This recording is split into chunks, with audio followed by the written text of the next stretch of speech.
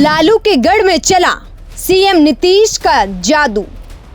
VIP को 24 के रण में मिली करारी हार।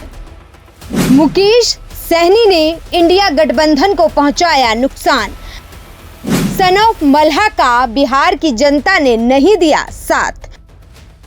जो खुद को सन ऑफ मल्हा कहते हैं, जिन्होंने लोकसभा में बैठने का सपना देखा था, उनके सपने पर बिहार की जनता ने पानी फेर दिया और मुकेश सहनी एक भी सीट नहीं जीत पाए। इंडिया गठबंधन के साथ 24 के रण में उतरे वीआईपी पार्टी को लोकसभा की 40 में से 3 सीटें दी गई थी, लेकिन तीनों की तीनों सीटें वीआईपी बड़े अंतर से हार गई और इसका सीधा नुकसान इंडिया गठबंधन को हुआ। बड़ी बात यह है कि मुकेश सहनी ने तेजस्वी यादव के साथ खूब प्रचार किया। तेजस्वी यादव ने लोकसभा चुनाव में बिहार में अस्वस्थ होने के बावजूद 250 से ज्यादा रैलियां की, जनता को संबोधित किया। मुकेश के उम्मीदवारों के लिए भी तेजस्वी यादव ने पूरी जान झोंक दी थी, लेकिन जीत हासिल नहीं हो सकी। आपको बता दें कि प्रचार के दौरान हेलीकॉप्टर में तेजस्वी यादव और मुकेश सहनी का मछली खाते हुए वीडियो भी खूब वायरल हुआ और उस पर राजनीति भी हुई, लेकिन फायदा कुछ नहीं हुआ। बिहार की 40 लोकसभा सीटों पर हुए घमासान में एनडीए को 30 सीटें मिली, जबकि महागठबंधन इंडिया के खाते में 9 सीटें आईं। वहीं एक निर्दलीय उम्मीदवार जीते। महागठबंधन में राजद, कांग्रेस और वाम दलों के 9 प्रत्याशी जीते, लेकिन मुकेश सहनी की पार्टी वीआईपी एक भी सीट नहीं जीत पाई।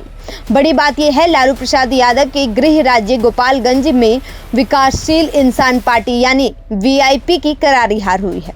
जेडीयू ने यहां से डॉक्टर आलोक कुमार सुमन को उम्मीदवार बनाया, जबकि वीआईपी ने प्रेमनाथ चंचल उर्फ चंचल पासवान को टिकट दिया था। इस सीट पर जेडीयू उम्मीदवार ने वीआईपी के प्रत्याशी को 1,27,180 वोटों से हराया है। पूर्वी चंपारण संसदीय सीट पर भाजपा के राधा मोहन सिंह ने वीआईपी के डॉक्टर राजेश कुमार को सीधी टक्कर दी और 88,287 वोटों से मात दी। पूर्वी चंपारण लोकसभा के केसरिया और गोविंदगंज विधानसभा ने मुकेश सहनी की पार्टी को अधिक नुकसान पहुंचाया। वीआईपी के उम्मीदवार राजेश कुमार अपनी गृह विधानसभा केसरिया से भी हार गए।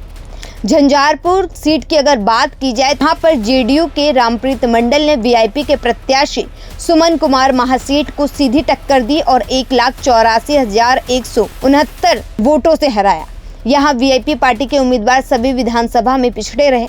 बिहार में इस तरह इंडिया गठबंधन को 3 सीटों पर नुकसान हुआ। खैर, इन सब के बावजूद इंडिया गठबंधन ने पिछले लोकसभा चुनाव के मुकाबले 24 के चुनाव में बहुत बढ़िया प्रदर्शन किया है। Bureau report, news 1 India.